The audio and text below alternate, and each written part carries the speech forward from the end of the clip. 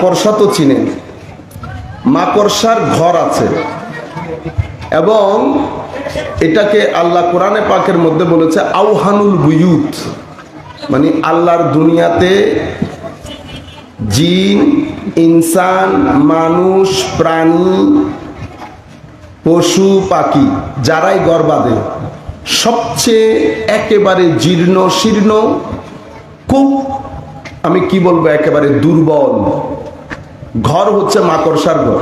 আপনি ইচ্ছে করলে একটা আঙ্গুল দিয়ে এমনি একটা নাড়া দিলে ঘর শেষ। আপনারা জিনিসগুলো খেয়াল করেন আমি কি বলতেছি, একটা নাড়া দিলে ঘর শেষ। আমরা ঘরে কেন থাকি? মানুষ ঘরমুখ, মানুষ ঘরকে সুন্দর করতে চায়, মানুষ ঘরকে মজবুত করতে চায়, কারণ ঘর মানুষকে নিরাপত্তা দেয়, ঘরের সৌন্দর্য মানুষকে মুগ্ধ করে, মানুষকে কমফোর্ট দেয়। মানুষ বাইরে গেট টেট লাগিয়ে অনেক জিনিস থেকে মানুষকে ঘর রক্ষা করে, ফিতনা, ফাসাদ, মার, দাঙ্গা, বাতাস, আবহাওয়ার বৈরী ভাব সবকিছু থেকে ঘর মানুষকে রক্ষা করে। আমার আল্লাহ রাব্বুল আলামিন বলছেন, যদি আপনি আল্লাহ এবং রসুল বাদ দিয়ে দেন, আল্লাহ এবং রসুল বাদ দিয়ে দেন। বাদ দেওয়া দুই ধরনের হয়, একটা হচ্ছে পূর্ণরূপে বাদ দিয়ে আমি ঈমানই আনলাম না, এটা একটা বাদ দেওয়া। আরেকটা বাদ দেওয়া হচ্ছে আমি অস্বীকার করি নাই, স্বীকার করেছি কিন্তু অনেকটা অস্বীকার করার মতো। কেন? কারণ আমার স্বীকারোক্তি আমার ব্যক্তি জীবনের মধ্যে কোনো প্রভাব বিস্তার করে না, এবং আল্লাহ রসুলের পক্ষ থেকে আনিত যে বিধান, সেই বিধানের সাথে আমার সামগ্রিক জীবনের দূর দূর পর্যন্ত কোনো সম্পর্ক নাই।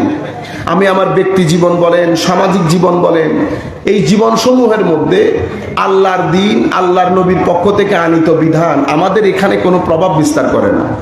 সুতরাং এটা দুই ধরনের হোক, কেউ একেবারে অস্বীকার করে, কেউ স্বীকার করে কিন্তু পালন করে না। তো আমার আল্লাহ বলছেন আওহানুল বুয়ুত, মানে ঘর সমূহের মধ্যে সবচেয়ে নরে বরে ঘর হচ্ছে মাকড়সা।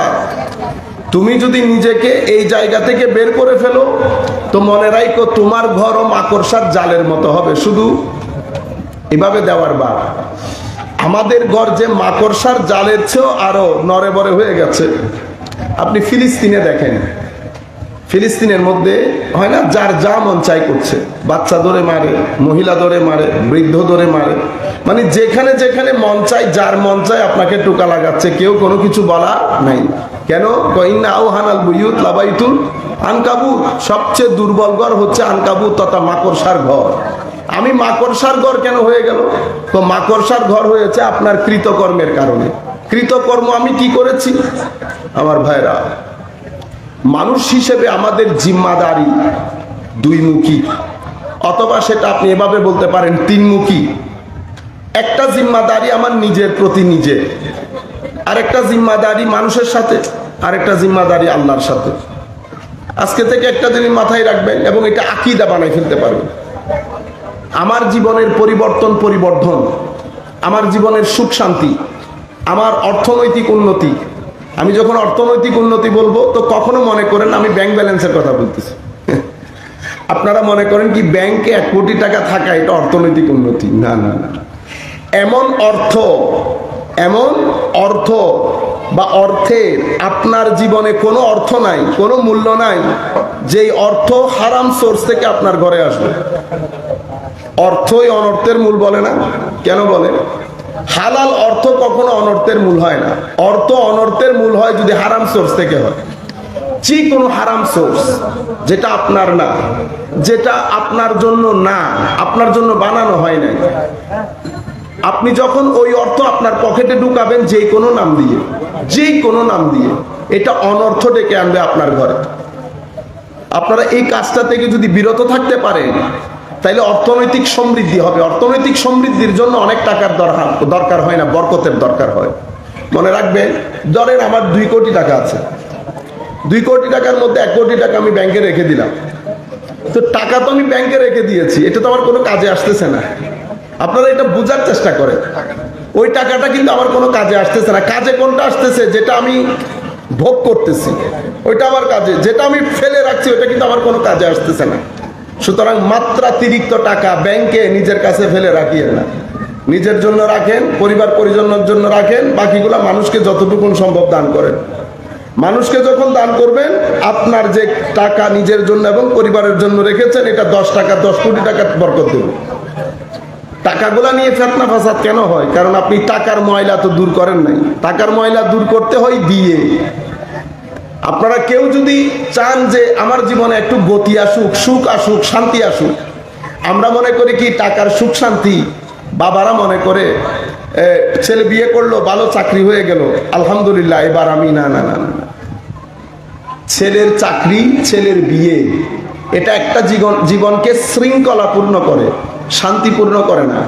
শান্তি টাকার মধ্যেও নাই, শান্তি আপনার ছেলের বিয়ের মধ্যেও নাই। শান্তি তো আল্লাহ আল্লাহর হাতে রেখে দিছে, এটা তো আল্লাহ আপনাকে দান করবে যদি আপনি আল্লাহর কথা মতো চলেন। যেমন যদি নামাজ নাই মানে শান্তি নেই। আপনি যদি আমার নবীর মিলাদ, এশকে রসুল, আদব, তাজিম, আলে বাইত রসুলের তাজিম, আউলিয়ায়ে কেরামের নিসবত, এই বিষয়গুলো যদি আপনার ভিতরে চর্চা না থাকে, জিকির না থাকে, দরুদ না থাকে, আপনার জীবনে যদি সবর না থাকে, আপনি তো শান্তি পাবেন না। শান্তি আমার আল্লাহ ব্যবস্থা করেছেন দেওয়ার মধ্যে। কিসের মধ্যে? দেওয়ার মধ্যে। এই জন্য আমার নবী সাল্লাল্লাহু আলাইহি ওয়াসাল্লাম কি বলেছেন জানেন? তুমি, কোন মানুষ তোমাকে রাস্তা খুঁজতেছে কোন জায়গা দিয়ে যাবে, তাকে যদি তুমি রাস্তা দেখিয়ে দাও তো তোমার জন্য সৎকার স্বভাব। যত জায়গায় আপনি স্বভাব করবেন, প্রত্যেকটা জায়গায় আপনার মানসিক অবস্থাকে রিল্যাক্স করবে। সোয়াব মানে শুধু কবরের সোয়াব না। আপনারা মনে করতেছেন এটা কবর হাসরে কাজে আসবে, কবর হাসরে তো অবশ্যই কাজে আসবে, কিন্তু আমার নবীর দেওয়া বিধান প্রত্যেকটা কাজ আপনার ভিতরের জগৎকে শান্তি দেবে। একটা মানুষ আসছে, বসার জায়গা নেই, আপনি যদি কোন রকম চেপে চুপে তারে বসার জায়গা করে দেন, আমার আল্লাহ বলতেছে, আমার নবী বলতেছেন যে আপনার অন্তরকে আল্লাহ কি করে দেবেন? প্রশস্ত করে দেবেন। তাফাসসাহু, আপনি জায়গা দেন, আমার আল্লাহ আপনার অন্তরকে কি করবে? প্রশস্ত করবে। প্রশস্ত অন্তর মানে বুঝেন, মানে আপনার অন্তরকে আল্লাহ রিল্যাক্স করে দেবে। আপনি প্রেশারটা রিলিজ হয়ে যাবে, যেই সমস্ত প্রেশারের কারণে রাত দিন আমরা বয়লিং হচ্ছে আমাদের এখানে, এটা রিলিজ হবে। আমাদের মা বোনদের, আমাদের ঘরগুলোর মধ্যে এই অবস্থা হয়েছে কেন? দেখেন, আমরা প্রত্যেকের জীবন একটা অনিশ্চয়তার মধ্যে, অশান্তির মধ্যে। মানে জীবন, আমরা যে পরিবার পরিজন নিয়ে যে জীবন যাপন করছি, মোস্টলি দেখা যায় ছেলে পুলে হয়ে গেছে বলে, এরকম না? ঘটনা কেন? আগে তো হয় না এগুলা, আগে কিন্তু এরকম ছিল না। এখন কেন হচ্ছে? এখন হচ্ছে, মনে রাখবেন, আপনার জীবনে যখন গুনাহ বেড়ে যাবে, আপনার জীবনে অশান্তি বেড়ে যাবে। গুনাহ এবং অশান্তি একটা একটার সাথে অঙ্গাঙ্গি ভাবে জড়িত। আপনি ইচ্ছে করলে আমার কথা পরীক্ষা করতে পারেন। আপনি আগামী 3 দিন যেই গুনাহ আপনি করেন, আমি তো জানি আমি কি কি গুনাহ করি, কাউকে তো বলে দিতে হবে না। আমি এই 3 দিন যদি গুনাহ থেকে মুক্ত থাকি, আপনি দেখবেন জিন্দেগির মধ্যে শান্তি থাকবে। আপনি যত গুনাহ বাড়িয়ে দেবেন, আপনার জীবনের অশান্তি তত বেড়ে যাবে। সেই কারণে কবি কি বলেছেন নজরুল? পরিশ্রমে আনে ধন, পুণ্য আনে সুখ। পুণ্যের মধ্যে সুখ, পাপের মধ্যে অসুখ।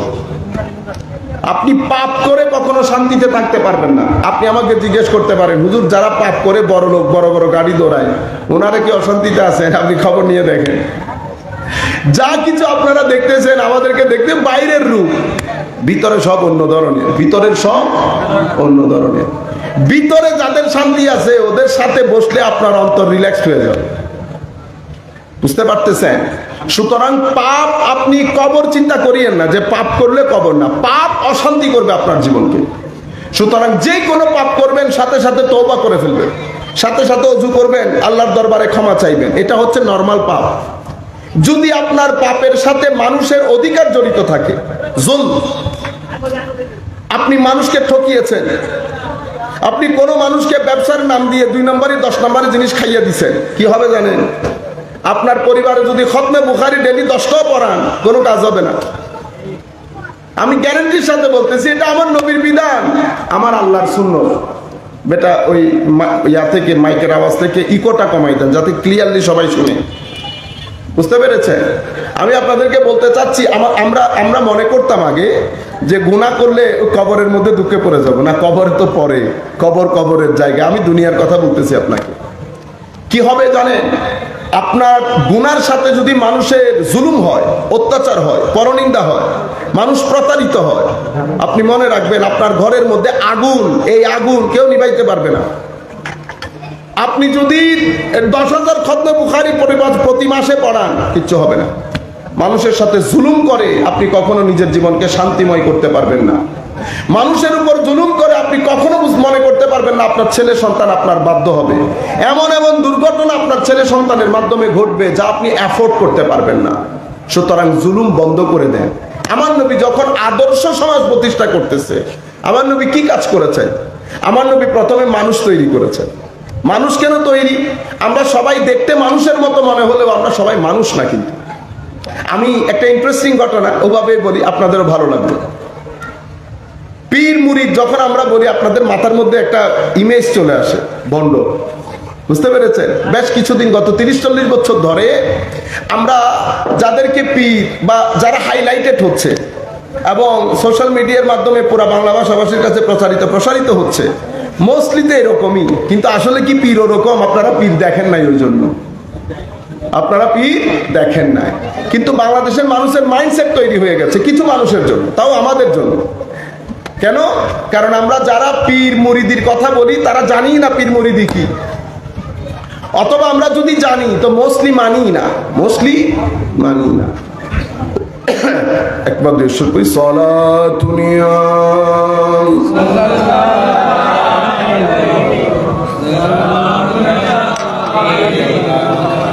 সলাতুনিয়া রাসূলুল্লাহ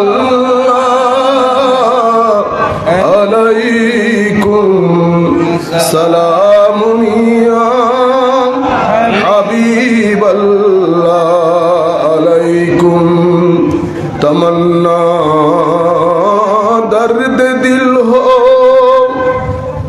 तू कर खिदमत फकीरों की नहीं मिलता ये गौहर बादशाहों की खजीनों में सलातुनिया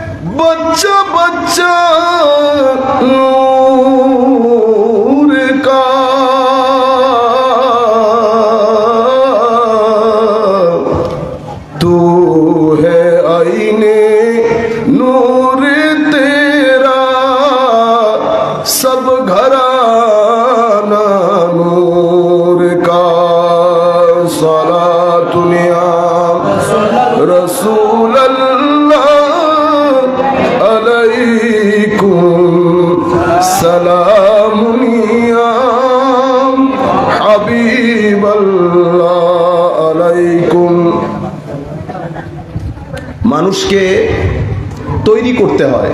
কিভাবে মানুষকে তৈরি করতে হয়?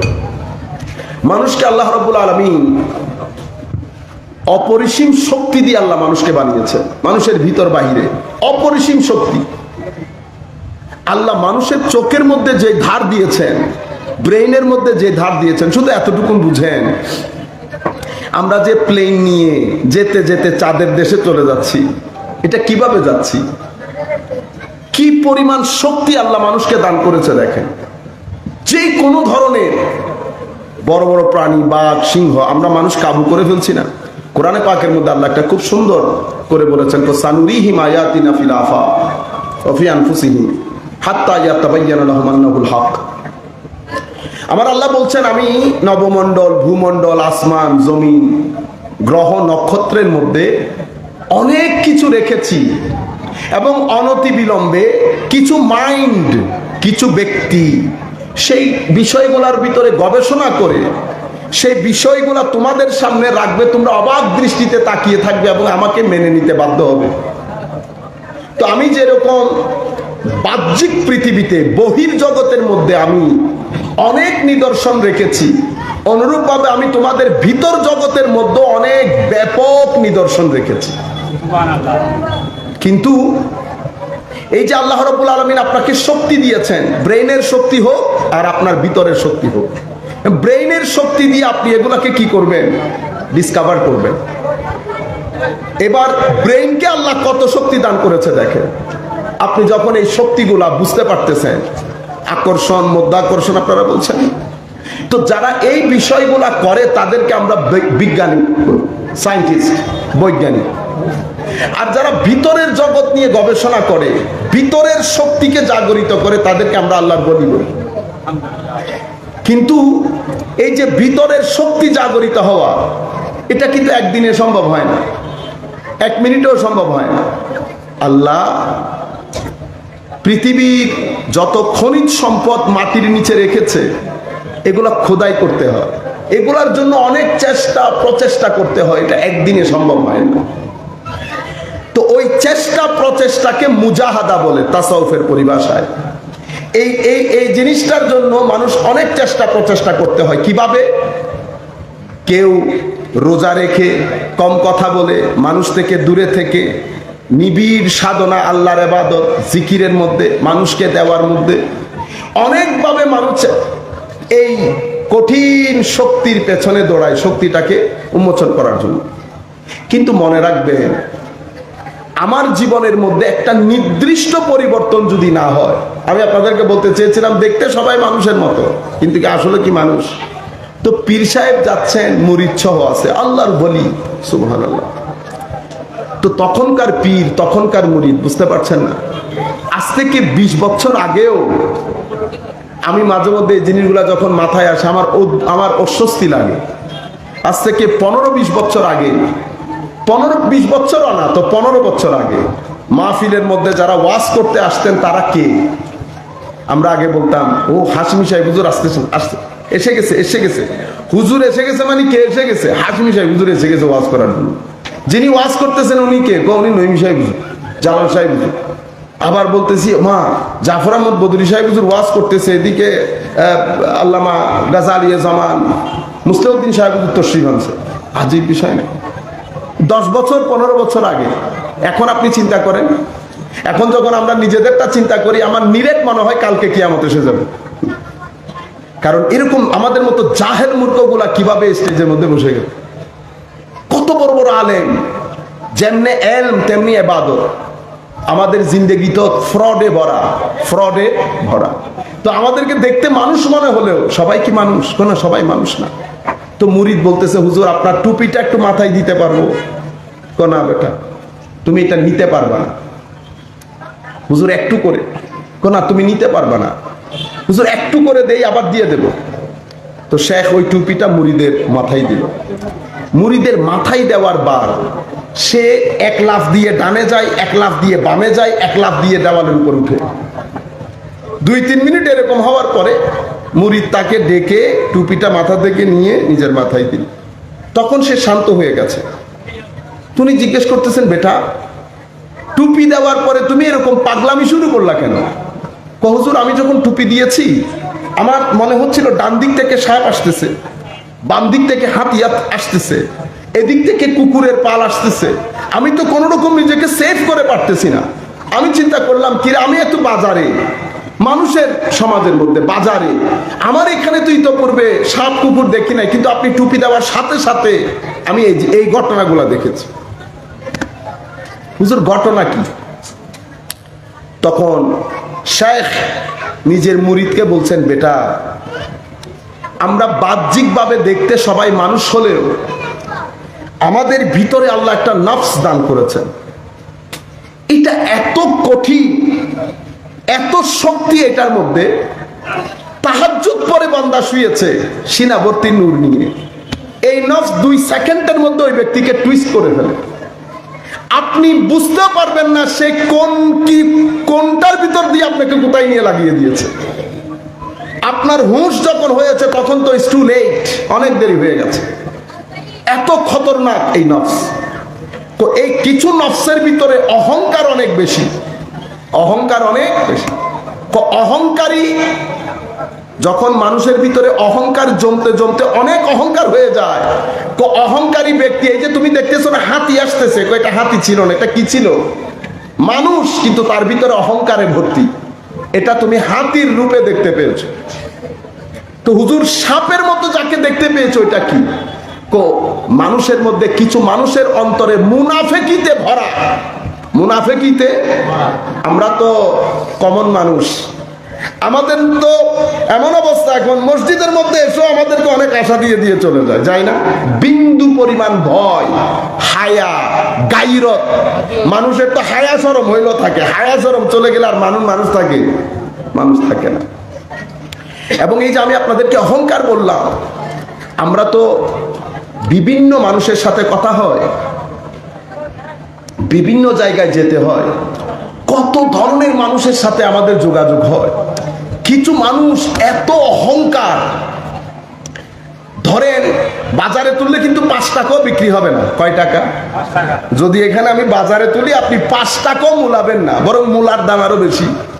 কিন্তু হঠাৎ করে একটা পাওয়ার, কিছু টাকা অথবা কিছু জ্ঞান, আপনি রাস্তার মধ্যে এসে বসতেছে, এখানে ধরেন তকরির চলতেছে, হুজুর স্যার মোবাইলের মধ্যে আছে,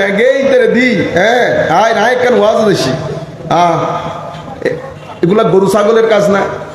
বিন্দু পরিমাণ যাদের ভিতরে মাইন্ডসেট আছে, বিন্দু পরিমাণ কমন সেন্স, আপনি মাহফিলের ধরেন আপনাকে প্রধান অতিথি বানানো বা সভাপতি বানানো হয়েছে because of your chair something else, এটা মজলিস। তো আপনি এই যে বেপরোয়া হয়ে গেছেন কেন? বেহায়া, বেপরোয়া না বেহায়া কেন? অহংকারের কারণে। আপনার মনে হচ্ছে ইন ফিরে ইন কি মানুষ না, হ্যাঁ হঠাৎ চলি হইতে পারেননি এন উগে টেলিফোন না, বুঝলেন? এরা বুঝে না কেন?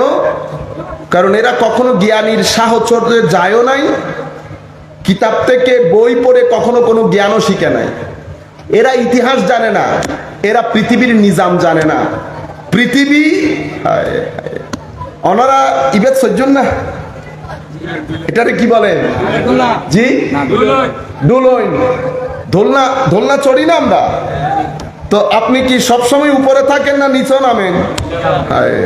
এটা দুনিয়ার নিয়ম, এটা দুনিয়ার। মুহূর্তের উপরে মানুষ 2 সেকেন্ডে নিচে, 2 সেকেন্ডে নিচে, শুধু সময়। পৃথিবীতে কোনো কেউ দীর্ঘদিন পর্যন্ত ইয়েজিদ টাকা পয়সা ক্ষমতা পাওয়ার পরে সে আলে বাইতে রসুলও ভুলে গেছে। তখন এরা যে আলে রসুল এবং ইমাম হুসাইন রাদিয়াল্লাহু তাআলা আমার নবীর ঘাড়ে চড়েছেন, এতটুকু পর্যন্ত ভুলে গেছে, বেহায়া হয়ে গেছে। আজকে কোথায় কেউ জানে? কবর কই? কারুন সম্পদের পাহাড়, আজকে জানে পৃথিবীর কোন মানুষ তার কবর কোথায়? পৃথিবীতে কত জ্ঞানী গুণীজন, জ্ঞানের বারে মানুষকে মানুষ মনে করে নাই।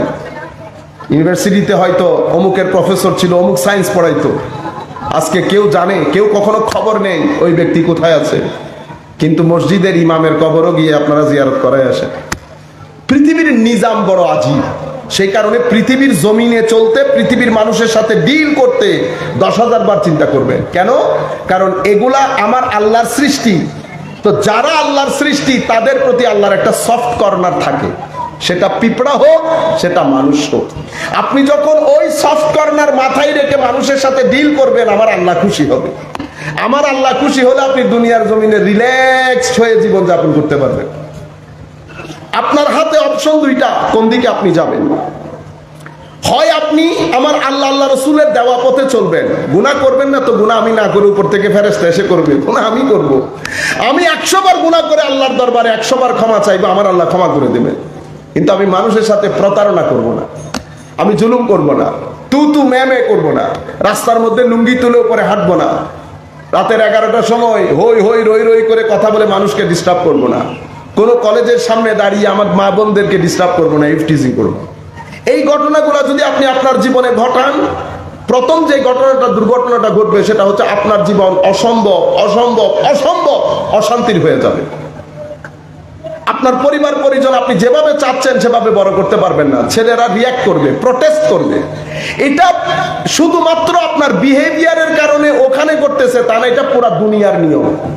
আপনার শরীর, আপনার শরীর এটা আপনারই তো। যা মন চাই দিতে পারবেন, যা মন চাই খাইতে পারবেন। সে কি করে জানেন? সে আপনাকে সময় দেয়। শরীর, আপনি এই গরুর মাংস, এই কোক, এই আপনি খাইতে আসেন, কোনো গ্রামার নাই, কোনো গ্রামার নাই। শরীর কি করে? চুপ করে থাকে, সময় দেয়, সময় দেয়, সময় দেয়। 20 বছর পর্যন্ত দেখে না, এর কোনো সুদবুত নাই, এর কোনো সেন্স নাই। এক যুগে রিয়াক্ট করা শুরু করে। শরীরের প্রটেস্ট যখন শুরু হয়, প্রথম ডায়াবেটিস, অতঃপর প্রেশার, অতঃপর আপনি গুনতে যান।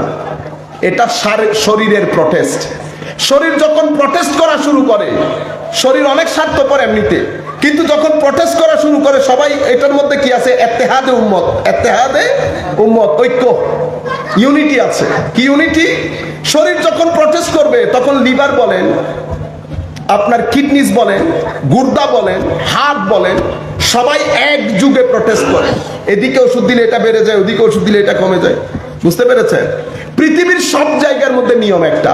আপনি গ্রামার ভায়োলেট করবেন, মেনটেন না করবেন না, তো গ্রামার যদি মেনটেন না করেন, এটার একটা প্রতিক্রিয়া আপনাকে ভোগ করে যেতে হবে, ভোগ করে যেতে হবে। আমি এই মেসেজটা আপনাদেরকে দিতে চাচ্ছি, কারণ এটা বাদে আমাদের জীবনে শান্তি আসবে না। মাহফিল হতে থাকবে, মাহফিল চলে যাবে, রমজান আসতে থাকবে, রমজান চলে যাবে, কিন্তু আমাদের জীবনে শান্তি আসবে না। আমি আবার বলছি, মা বোনরাও শুনছেন, দেখেন, আপনারা দুনিয়া বিষয়ক চিন্তা, অমুকের সাথে মন খারাপ, অমুক অমুক, এই অমুক অমুক বলতে বলতে আপনি দুনিয়া থেকে চলে যাবেন। আপনারা এই জিনিসটা খেয়াল করেন, আপনার একজন আল্লাহ আছেন। আপনার জীবন হয় সূর্য উদিত, অথবা সূর্য একেবারে উপরে, অথবা অস্তমিত। মনে রাখবেন, উদয় হইতো সময় লাগে, ওই ওখানে দাঁড়াই থাকতে কিন্তু সময় লাগে না। জোহর কতক্ষণ থাকে? 2 মিনিট, এরপর অস্তমিত। আমার সূর্য, আমার সূর্য কি মাঝখানে? মাঝখানে না, অস্তমিত।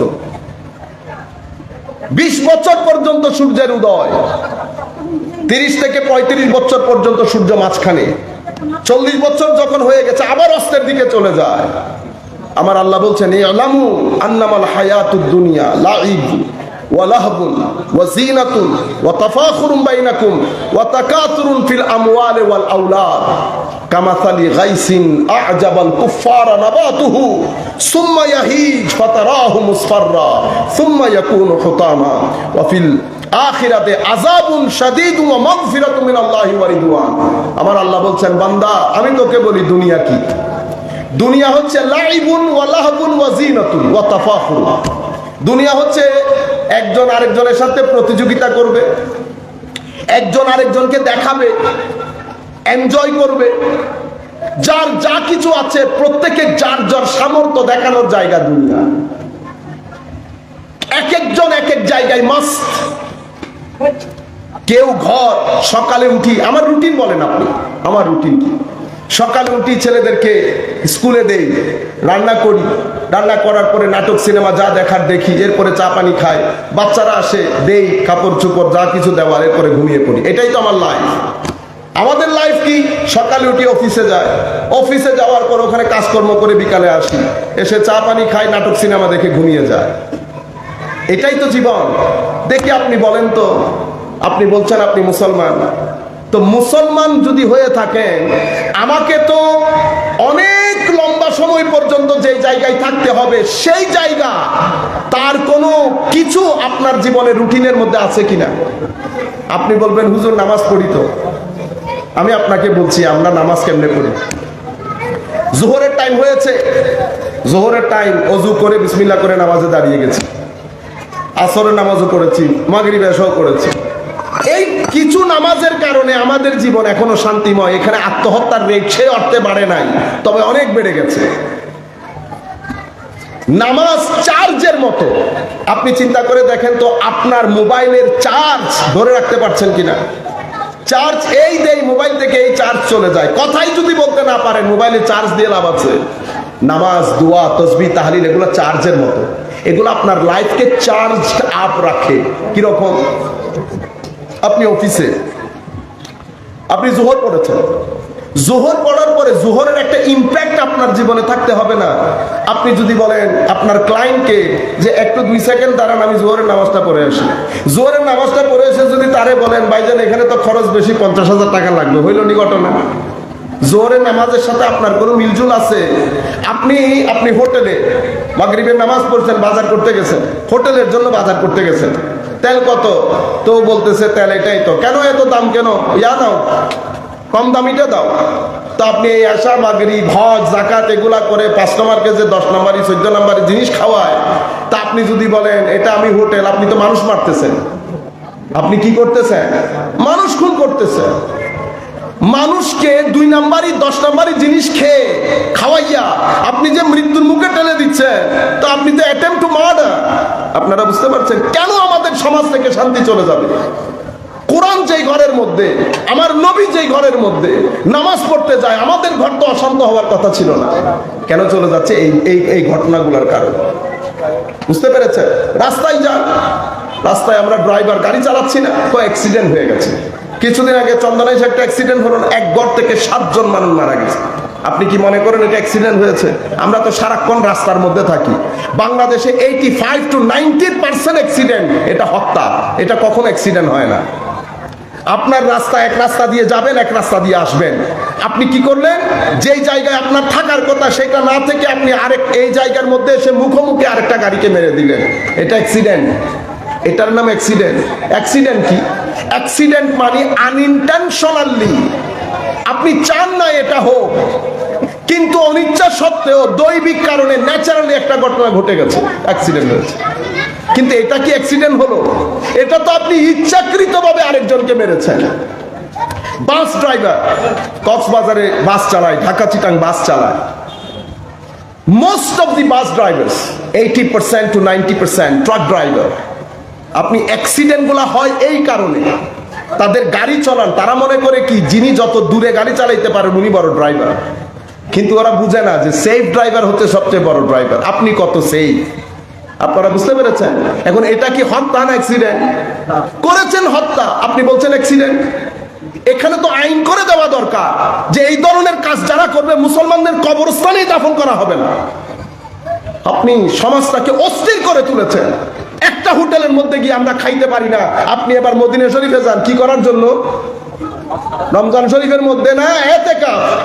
হাজী সাহেব আপনার কাছে যে কোনো জিনিসের জন্য, ধরেন কাঠের দোকান, গোশতের দোকান, ইন্না লিল্লাহি ওয়া ইন্না ইলাইহি রাজিউন। আপনি জানেন শুআয়ব আলাইহিস ইসলামের জাতিকে আল্লাহ ধ্বংস করেছেন ওজনে কম দেওয়ার জন্য।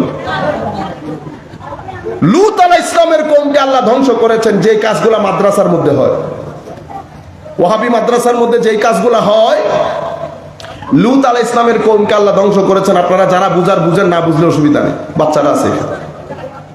এভাবে প্রত্যেক নবীর উম্মতদেরকে, এক এক নবীর উম্মতদেরকে আল্লাহ ধ্বংস করেছেন। মুসা আলাইহিস ইসলামের সাথে বেয়াদবি হয়েছে, কওম ধ্বংস করে দিয়েছে আল্লাহ।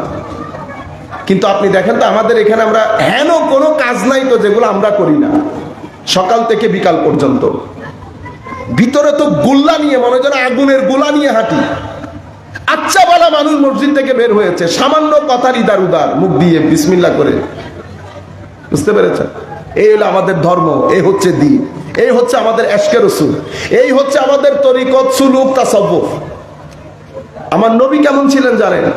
এগুলোর কোনো কিছুর সাথে আমার নবীর কোনো সম্পর্ক নাই। আমার নবী বলছে যারা প্রতারণা করে তারা আমার উম্মত না। এবার আমার জীবনে যদি প্রতারণা থাকে তো আমি আমার নবীর উম্মতই হতে পারলাম না। আমি এখন চেক করে দেখবো আমার জীবনে কোনো প্রতারণা আছে কিনা। যে কোনো প্ল্যাটফর্মে আমি বাচ্চা পড়াই, আমি পড়াতে হবে 1 ঘন্টা। আপনি ঢুকে বাচ্চা পড়ানির মধ্যে ঢুকে মোবাইল এমনি রেখে যদি মোবাইল চালান, প্রতারিত করেন না? প্রতারণা করেন নাই? করছেন তো? তো মানগাসানা ফালাইসা মিন্না, আমার নবী বলেছেন যে প্রতারণা করেছে আমার না। বুঝতে পেরেছেন? যিনি যেই গ্রাউন্ডে প্রতারণা করে, আমরা এখন কি করে, আমি মাঝে মধ্যে চিন্তা করি কিয়ামতের ময়দানে আমার নবী উম্মত হিসেবে গ্রহণ করতেছেন কিনা। প্রত্যেক ব্যক্তি যার যার অবস্থান থেকে প্রতারণা করে। শিক্ষক ফর এক্সাম্পল, আমার কাছে যখন আমার মেয়েরা, মা বাবা যখন আমার কাছে তাদের মেয়েদেরকে পাঠিয়েছে, অনেক আশা ভরসা নিয়ে পাঠায় নাই। তুমি বেটা শিক্ষক, তুমি আচরণ করবে বাবার মতো, তুমি কি শিখাচ্ছ I am your friend? No, you're not anybody's friend. You just like a father, speak like a father, behave like a father. Don't try to insult anybody. If you insult those women, you're gonna have a daughter soon. Allah will take punishment. You can't afford at that time. আপনারা বুঝতে পেরেছেন? আমি কিছু কথা সবাই বুঝুক আমি চাচ্ছি না, সেই জন্য আমি আমার আঙ্গিকে বলে যাচ্ছি। আপনারা এক আজীব তামাশা। আর মাদেরকে বলবো, কোচিং সেন্টার আপনি আপনার মেয়েদেরকে পাঠিয়েছেন। আমার মেয়ে যখন 9 বছরের হয়ে গেছে, আমার মেয়ের শিক্ষা না, আমার মেয়ের মান সম্মান চতুর্দিক থেকে দেওয়ালের মতো আমি কোনো কিছু দাঁড় করিয়ে দেবো যেন আমার মেয়ের সম্মান বজায় থাকে। সমাজের মধ্যে মা বাবা, সমাজের ভাই বোন, ছেলেদেরকে বিশেষ করে বলছি, আপনার গ্রামের শহরের আপনার এই অঞ্চলের যারা মেয়েরা আছে, মারা আছে, তাদের প্রোটেকশন দেওয়া আপনাদের উপর ফরজে আইন। আপনি দেখতে শুধু আপনার বোন প্রোটেক্ট করা না, আমার মেয়েরা, আমার গ্রামের মেয়েরা, এলাকার মেয়েরা যেন প্রোটেক্টেড থাকে। বুঝতে পেরেছে? এখন আমাদের মারা, ইন্না লিল্লাহি ওয়া ইন্না ইলাইহি রাজিউন, ঘটনা কি হবে জানেন? বিয়ে প্রথা বন্ধ হয়ে যাবে। আপনি অশ্লীল হবেন, হতে দিবেন, প্রচার করবেন, প্রচারে অংশ নেবেন। সমাজের মধ্যে যখন অশ্লীলতা বাড়ে, আমার আল্লাহ বলছে না সেই কারণে যে তোমরা ইন্নাল্লাযীনা ইয়াশিউল ফাহিশা, যারা সমাজের মধ্যে ফাহিশা অর্থাৎ অশ্লীলতাকে ছড়িয়ে দেয়, আমার আল্লাহ নিষেধ করেছেন অশ্লীলতা না ছড়ানোর জন্য। আমার নবী বলেছেন অশ্লীলতা যদি ছড়িয়ে দেয়, সমাজ যদি অশ্লীল হয়, সেই সমাজের মধ্যে এমন এমন রোগবালাই হবে যেটা তোমাদের পূর্ববর্তী প্রজন্ম কখনো শুনেও নাই এই রোগবালাইয়ের ব্যাপারে। আপনারা সুন্নতে ইলাহি এটা, এখানে অশ্লীলতা বাড়বে, এমন এমন অসুস্থতা কল্পনা করতে পারবেন না, তোমার বাপ দাদারা কোনোদিন শুনেবে নাই। এই ধরনের অসুস্থতা দিয়ে আল্লাহ তোমাদেরকে পরীক্ষা করবে। সুতরাং আমরা যেটা করব, 9 বছর বয়স, আমার মেয়ে হয়ে গেছে, আমার ছেলে হয়ে গেছে, বাবার উচিত ছেলের উপর পরিপূর্ণরূপে কি করা? চোখ রাখা। মাদের উচিত, কারণ এই কাজটা বাবারা করতে পারে না, মাদের উচিত কোনো কথা গোপন না করা, প্রত্যেকটা কথা রাতে বসে হাজব্যান্ড এন্ড ওয়াইফ শেয়ার করা, কি কি ঘটনা ঘটতেছে ভিতরে, যদি আপনারা সোসাইটি প্রটেক্ট করতে চান। কেন? কারণ আমার বোন, আমার মেয়ে, তাদের নিরাপত্তা, তাদের সম্মান, এটার উপর একটা জাতির পবিত্রতা নির্ভর করে। এটার উপর একটা জাতির পবিত্রতা নির্ভর করে। জাতি যদি অপবিত্র হয়ে যায় তো আর রইল কি আপনার কাছে? আপনি আমেরিকা ইংল্যান্ডের কথা বলছেন, আমরা দরকার নেই, আমরা we don't want to be American, we don't want to be English, we are Muslim, we want to be Bangali, Bangladeshi, that's enough for us. আপনারা আমাদেরকে আমেরিকান ইংল্যান্ডি বানানোর চেষ্টা করিয়েন না, এখানে কিছু লবি কাজ করে, বুঝতে পারছেন? আমাদেরকে আমেরিকান বানানো, আমার আমেরিকান বানানোর কোনো দরকার নাই। আরে আল্লাহর পাকের মেহেরবানিতে আমার দেশের মধ্যে যত শান্তি আছে, এখনো পর্যন্ত আমেরিকার শান্তি আমার দেশ থেকে ইম্পোর্ট করতে, কি বলে, এই ইম্পোর্ট করতে হবে। আমি এক্সপোর্ট করতে পারবো শান্তি, আপনার সমাজে শান্তি নাই। আপনারা বুঝতে পেরেছেন? আপনারা দিন ছাড়বেন না, শান্তি দিনে, শান্তি মাজারের জিয়ারত করবেন। এখানে আবার নতুন ডং ডং শুরু হয়েছে, জিয়ারত বেদাত, মাজার আদাগামাতা কিছু জানেন মাজার কি জিনিস? 1200-1300 বছরের আইম্মায়ে কেরাম ঘাস কেটেছিল, কারো বুঝে আসে নাই। মাজার গুলা কি শুধু বাংলাদেশ, ইন্ডিয়া, পাকিস্তানে? বাংলাদেশ, ইন্ডিয়া, পাকিস্তানে। আমার নবীর রওজায়ে পাক তৈরি হয়েছে কি গত বছর, গত শতাব্দী, মানে 700 বছর আগে। তো এই 700-800-900 বছর ধরে এত বড় বড় বুজুর্গানি দিন চলে গেছে, কারো বুঝে আসে নাই মাথায়? এ আপনার বুঝে আসতেছে, কালকে সকালে পোলা নাকি বেরিয়ে দুধ পড়বে। বুঝতে পেরেছেন ঘটনা কি হচ্ছে এখানে? ঘটনা 3টা। একটা হচ্ছে আমার মূর্খতা। মানুষ যখন কোনো বিষয়ে জানে না, তো না জানলে মানুষের প্রতিবাদের সীমা থাকে না, এটা মানুষের ধর্ম। মানুষ যেটা জানে না সেটা স্বীকার করতে চায় না। আমাদের প্রথম সমস্যা হচ্ছে আল জাহাল, মূর্খতা, আমি জানি না। দ্বিতীয় বিষয় হচ্ছে হাওয়া, নফস। নফস ধাক্কা মারে, টাকা আসে তো বাইরে থেকে।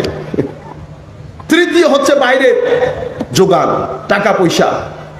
যদি বাইরের টাকা পয়সা না থাকতো তো বাংলাদেশে এত ব্যাংক, এত ফাইন্যান্সিয়াল অর্গানাইজেশন, এত বড় সেট আপ, হুজুরদের ল্যান্ড ক্রুজার কোত্থেকে আসে? মাদ্রাসার মধ্যে তো দারিদ্র সীমার নিচ থাকা লোক পড়ে 95% অলমোস্ট। তো ল্যান্ড ক্রুজার গুলো আসে কোত্থেকে? একটা ল্যান্ড ক্রুজার দাম কত আপনারা বুঝতে পারতেছেন? এই তাবৎ কারণে এখানে একটা ঢং তৈরি হয়েছে। আপনারা কি করবেন?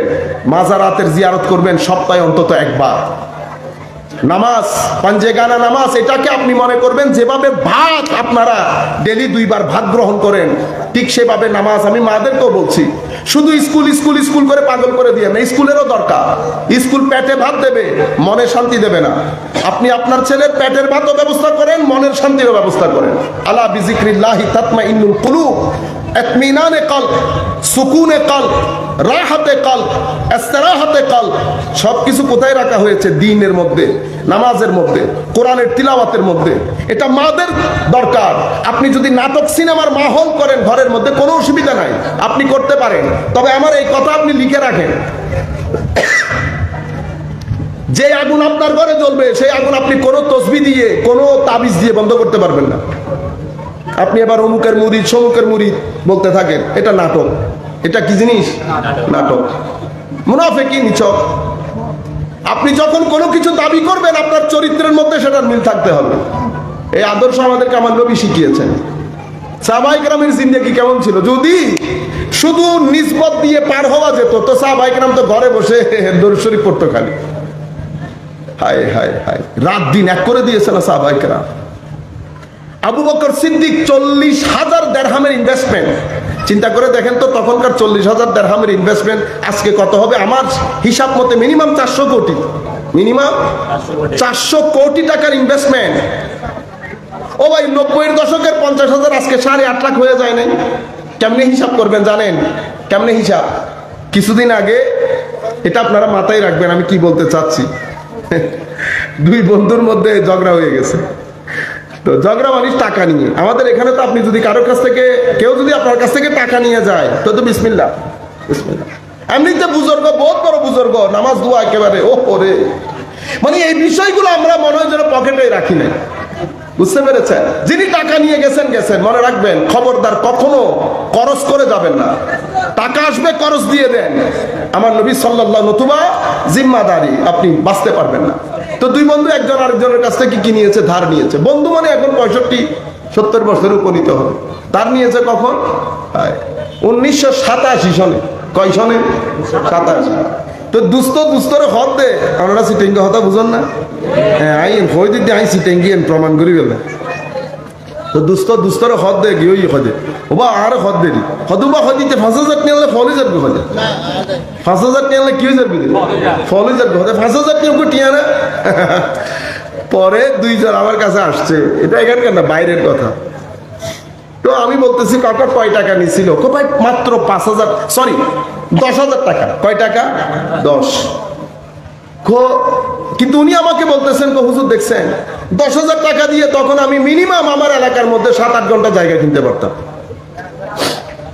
কিন্তু উনার দৃষ্টিতে উনি মনে করতেছেন 10,000 টাকা টিউন না, মানে 10,000 টাকাও কি একটা টাকা? তো বসছি, তো বসার পর আমি কাকারে জিজ্ঞাইতেছি, কাকা 10,000 টাকা কখন নিছিলেন?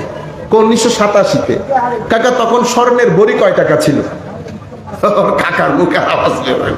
তখন উনি বুঝতে পারতেছেন আমি কি বলতে চাচ্ছি। না হুজুর, আপনি ওই স্বর্ণ টর্ণ যাইয়েন না। আলাম না, বিচার করতে গেলে তো আমার স্বর্ণের মধ্যে যেতে হবে। আপনি বলেন, তখন আপনি যা বলবেন তা। স্বর্ণ তখন মনে হচ্ছে 3,000 টাকা করে। তাহলে 10,000 টাকা দিয়ে আপনি কয় ভরি স্বর্ণ পাইতেন তখন? তো 3,000 3,000 3,000 3 ভরি 10,000, মানে আপনি 3.5 ভরি ধরে, 3 ভরি। তো কাকা আজকে যদি আপনি 3 ভরি স্বর্ণ কিনেন কয় টাকা লাগবে? 3/7 মিনিমাম, 3/7 21, তো 2,10,000 না?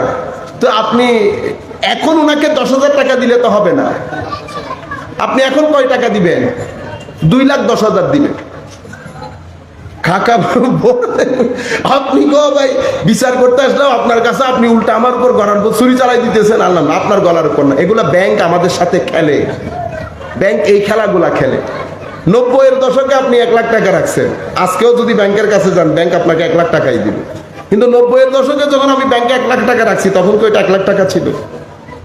তখন কি 1 লাখ টাকা ছিল? হিসাব করে দেখছেন এটা কয় টাকা? 5,000 টাকা যদি স্বর্ণ ধরেন, তখন 1 লাখ টাকা দিয়ে আমি কয় ভরি স্বর্ণ পাচ্ছি? 20 ভরি। 5-20 100, 1 লাখ। তো তখনকার 90-এর দশকের 1 লাখ, আজকে যদি আপনি 20 ভরি স্বর্ণ কিনতে যান, সাধ্য গুণ 14। তো 90-এর দশকের 1 লাখ আজকে কয় লাখ হইলো? 14 লাখ। বুঝতে পারছেন? এই পেপার কারেন্সি এভাবে নিচে চলে আসে, কিন্তু স্বর্ণ মুদ্রা নিচে আসে না। স্বর্ণ মুদ্রা এমনি থাকে। সেই কারণে মুসলমানদের অর্থনীতি স্বর্ণ মুদ্রা নির্ভর ছিল। এটাকে আপনি ডিভ্যালিউ করতে পারবেন না। এখন তো আমি আমেরিকা থেকে উধার নিলাম, ধার নিয়ে আমি টাকায় পৌঁছতে পারি নাই, আমার 2 লাখ টাকা কয় লাখ টাকা হয়ে গেছে? 1 লাখ টাকা হয়ে গেছে। বুঝতে পেরেছেন? চাবি তাদের হাতে মুসরায়, চাবি তাদের হাতে মুসরায়। মুসরায় কোনো লাভ নাই, আল্লাহ এমন মুসরানি দেবে। ইতোপূর্বে অনেকে মুসরাইছে। আরো গ্রিক সভ্যতা যে অনেক বড় সভ্যতা ছিল, আমাদের ছেলেরা জানেও না। তারাও অনেক নাচছে, আমরাও কম নাচছি পৃথিবীতে 1250 বছর। বুঝতে পেরেছেন? যা মন চাই করেছি না। এখন আমাদেরকে দেখলে বোঝা যায় যে আমরা পৃথিবীতে নাচাইছি এক সময়। এখন তো আমাদেরকে মায়ানমারও মারে, মায়ানমারও মারে না। বুঝতে পেরেছেন? ইন্না আওহানাল বুয়ুত লাবাইতুল আনকাবুত। সবচেয়ে নড়ে বড়ে ঘর কিসের? মাকড়সার। এখন আমরা মাকড়সার ঘরে থাকি। তখন আমরা কিসের ঘরে থাকতাম? স্টিলের ঘরে। কোন মায়ের ছেলে চোখে চোখ রাখি কথা বলে নেই। কিন্তু এখন বেচারা তো আর কি হই হদুজুর হয় দিবে আল্লাহ নাম আছে দে আমি ফরি গেই তো এনে কি করে দিয়ে দি ফরি গেই দি তো অনেক আগর জুল তাহলে বুঝা যাত অনেক তো উড়ে আসিলেন এতে মানুষের মানুষ মনে ন করো। বুঝতে পেরেছেন? লাইফের মধ্যে সিম্পলিসিটি লাগবেন, সিম্পলিসিটি, একদম সিম্পল লাইফ। নির্লোভ, লোভ রাখবেন না, জিন্দগিতে শান্তিতে থাকতে পারবেন। আমি আপনাকে যেখান থেকে নিয়ে এসেছি, সম্মানিত উপস্থিতি, তাহলে আমরা আমাদের কথা সংক্ষিপ্ত করি, আর 5 মিনিট আছে। আমরা সব কথা এক জায়গায় রেখে আমার জায়গার মধ্যে আমি চলে আসি। তো আপনার জীবনের মধ্যে দিন অনেক গুরুত্বপূর্ণ, এটা আমাদের মারা বুঝতে হবে। আমাদের শিক্ষা দরকার, আমাদের টাকা দরকার, ভাত দরকার আমার পেটের জন্য, খোদা নিবারণ করবে। কিন্তু মনে শান্তি আসে না। মনের শান্তি শুধু ধর্মের মধ্যে, মনের শান্তি দরুদ শরীফের মধ্যে, মনের শান্তি নাতের মধ্যে, মনের শান্তি ঘরে বসে। আপনারা এই পরীক্ষা করে দেখতে পারেন, আমার কথাগুলো পরীক্ষা করে দেখতে পারেন। সোফার মধ্যে বসে রাতে অন্ধকারে চোখ বন্ধ করে যদি এরকম এরকম করেন না, আল্লাহ আল্লাহ 10-15 মিনিট করবেন, দেখবেন যে পরিমাণ শান্তি পাবেন এটা আপনি কিনেও পাবেন না কোথাও। আমার সাথে আমার মনে হয় জাহাঙ্গীরনগর বিশ্ববিদ্যালয়ের ছাত্র, তো কিছু বিষয় নিয়ে কথাবার্তা হচ্ছে, 30 জন বা এসে, তো উনি ওনার কথা বলতেছেন, আমি ওনারে বোঝানোর চেষ্টা করতেছি, সে এগ্রি করে না। তা আমি বললাম এরকম আর কতদিন কথা বলবো? একটা কাজ করেন, 3 দিন আপনি আমার সাথে থাকবেন, আমি 3 দিন আপনার সাথে থাকবো, সকাল বিকাল। আমি যা করি আপনিও তা করবেন। আমি যখন আপনার সাথে থাকবো আপনি যা করবেন আমিও তা করবো, তবে হারাম ছাড়া। যে যাকে কনভিন্স করতে পারবে। তো আমি বলতেছি প্রথমে আপনি আমার সাথে থাকেন, তো আমার সাথে রাখছি। আমি বলছি আপনি 3টা দিন, সোমবার, মঙ্গলবার এবং বৃহস্পতিবার, এই বারগুলোতে আপনি আমার সাথে থাকলে হবে। তো আমরা স্বাভাবিকভাবে দরুদের মাহফিল হয়, জিকিরের মাহফিল হয়, নাতের মাহফিল হয়। 2 দিন থাকার পর উনি বলতেছেন হুজুর আর 3য় দিন লাগবে না। আমি কনভিন্সড, কারণ সব কথা মুখে বুঝানো যায় না, আমাদের তো একটা লিমিটেশন আছে। কিন্তু কিছু জিনিস সুহবতের মাধ্যমে মানুষের কাছে ট্রান্সফার হয়। আপনি যখন সকাল সন্ধ্যা এক ব্যক্তির সাথে থাকবেন, আপনি বুঝতে পারবেন তো কি চায়, এখানে আছে কি। আপনি যখন রাতের অন্ধকারে সবাই এক বাক্যে আল্লাহ আল্লাহ আল্লাহ আল্লাহ আল্লাহ আল্লাহ আল্লাহ আপনি করতে করতে দেখবেন ভিতরে কেমন, প্রথমে অনেকক্ষণ সময় লাগবে। গুনাহ এত বেশি, আমাদের গুনাহ এত বেশি। সুবতের মধ্যে যখন এভাবে থাকবেন, দেখবেন ভিতরের জগতের মধ্যে একটা আলাদা শান্তি। এই জগতের মধ্যে এই শক্তিটা আল্লাহ রেখেছেন। কিন্তু আমাদের কর্মের কারণে, গুনাহের কারণে, অশ্লীলতার কারণে এখানে এত অন্ধকার হয়ে থাকে, একেবারে 2:30টা 3টার ঘুটঘুটে অন্ধকার। যখন আপনি নামাজ পড়েন, রোজা রাখেন, ওযু করেন, তওবা করেন, তখন এখানকার অন্ধকারগুলো আস্তে আস্তে সরতে থাকে। অন্ধকার যখন সরা শুরু হয়, আপনি চিন্তা করে দেখেন 5টা সকাল, অতঃপর 6টা, অতঃপর 7টা, আলোকিত হয়ে যাচ্ছে না? 5টায় কিন্তু আপনাকে ঘর থেকে ঠেলেও বের করা যায় না ভয়ে। 6টা যখন বেজে গেছে, পাখির আওয়াজ যখন শুনতেছেন, আপনি রিল্যাক্স হয়ে বের হয়ে যাচ্ছে। এখানেও 6টা বাজে, এখানকার 6টা কেমনে? এখানকার 6টার জন্য কিছু শর্ত শরায়েত আছে। সেই কারণে সুলুক, সেই কারণে তাসাব্বুফ, সেই কারণে আল্লাহর ওলিদের দরবারে যাইতে হয়। বুঝতে পেরেছেন? আপনি যখন নামাজের ওযু, তওবা এগুলা দিয়ে করবেন, তো এই অন্ধকারগুলো আস্তে আস্তে সরতে থাকে, আলোর পথে যেতে থাকে। আল্লামা ইকবাল একটা চমৎকার কথা বলেছেন। আল্লামা ইকবাল বলছেন, একটা হচ্ছে তোমার আপনার যুক্তি, ব্রেন, জ্ঞান। ব্রেন দিয়ে যদি আপনি সত্য খুঁজতে চান, ব্রেন আপনাকে সহযোগিতা করবে, রাস্তা দেখাবে, কিন্তু সত্যকে ধারণ করা এটা ব্রেন দিয়ে সম্ভব না। আল্লামা ইকবাল বলছে, এটা যদি সম্ভব হইতো তা আমি পাইতাম। আল্লামা ইকবাল তো দার্শনিক, গত 300-400 বছরের মধ্যে ইকবালের মতো তো কোনো দার্শনিক আসে নাই পৃথিবীতে। আমাদের এখানে ইকবাল চর্চা বন্ধ। ইকবাল কিন্তু পাথর হৃদয়ে আলোর সঞ্চার করে। ইকবাল জমে ধরা সমাজের মধ্যে রেভলিউশন তৈরি করে। ইকবাল এরকম মর্দে মুজাহিদ। উনি বলছেন, আমিও চেষ্টা করে দেখেছি এটা, কিন্তু হয় না। আমি এতটুকুন বুঝেছি, জ্ঞান, ব্রেইন আপনাকে চলতি পথে সহায়তা করে টর্চের মতো, কিন্তু সত্য ধারণে না। সত্য ধারণ করার জন্য এশক দরকার। কি দরকার? এশক, মোহাব্বত। এজন্য উনি বলছেন, আকল কো তনকিদ সে ফুরসত নেহি, ইশক পর আপনি আমাল কা বুনিয়াদ রাখ। আকল এটা চেক, ক্রস চেক, যুক্তি, ক্রস যুক্তি, আপনি একটা বলবেন, একটা বলবেন, কিন্তু এশক যেটা, মোহাব্বত যেটা, সেটা আপনাকে পুরা রাস্তা পার করে দেবে। এই জন্য আমাদের এখানে উনি বলছেন, আমি অনেক দিন সব জায়গা ঘুরে দেখেছি। আমি ইবনে সিনা, ইবনে রুশ, যত দার্শনিক, প্লেটো, সক্রেটিস, অ্যারিস্টটল, ডিকার্ট সব পড়েছি।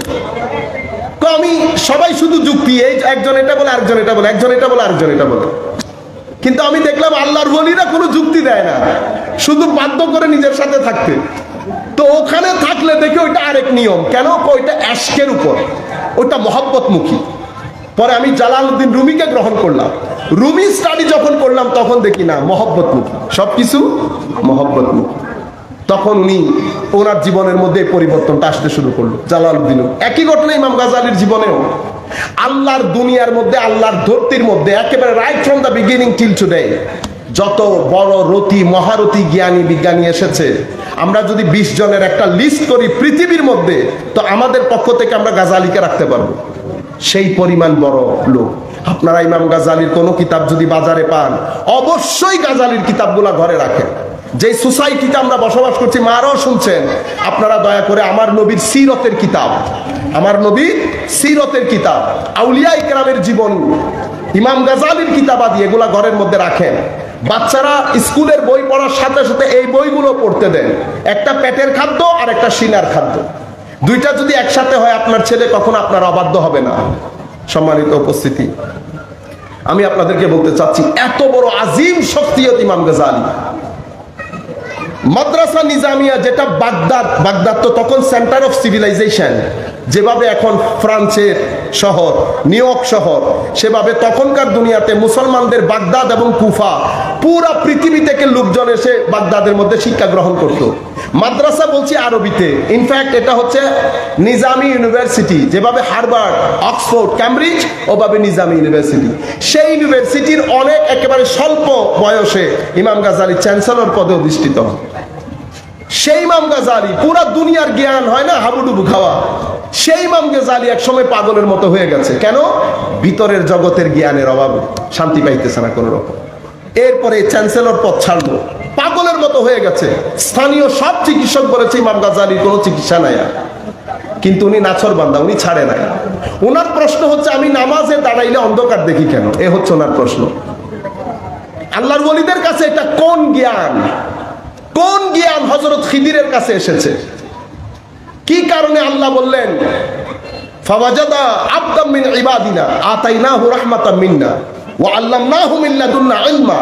খিদিরের কাছে এটা কোন জ্ঞান ছিল, যেই জ্ঞানের মাধ্যমে খিদিরের সাথে পানি লেগেছে, পানির সংস্পর্শে মাছ এসেছে, বুনা মাছ জীবিত হয়ে গেছে? এটা কোন ধরনের জ্ঞান?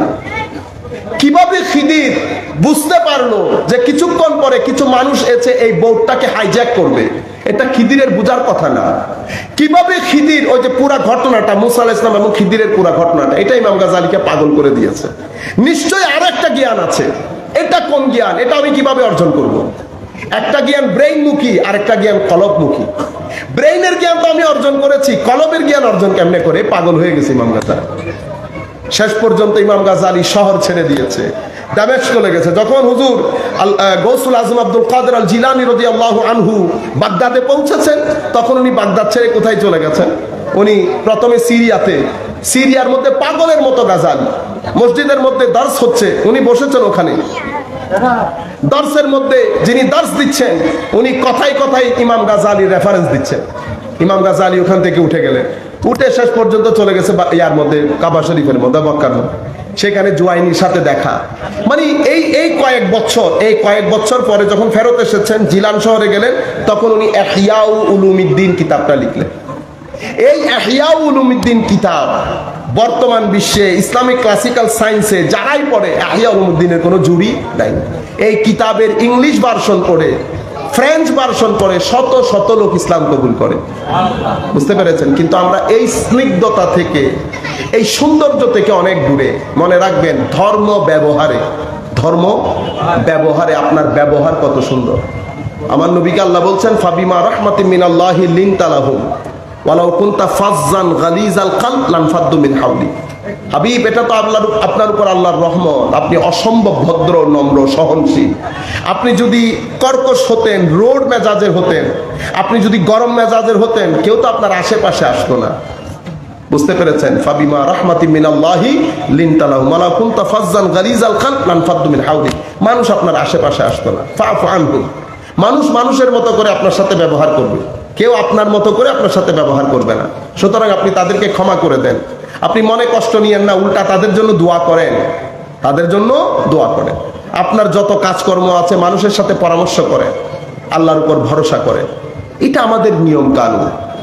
আমি আমার একেবারে 1 সেকেন্ডের মধ্যে আমি আমার পুরা বিষয়, যেটা মূল মেসেজ আপনাকে দিতে চেয়েছি, সেটা হচ্ছে, আমার ভাইয়েরা, ধর্ম আমার নবীর মাধ্যমে আনিত বিধান, এটা আমাদের এই জীবনের জন্য, এই জীবনের স্বস্তি, শান্তি, হায়াতে তাইয়্যিবা, প্রশান্তিময় জীবনের জন্য।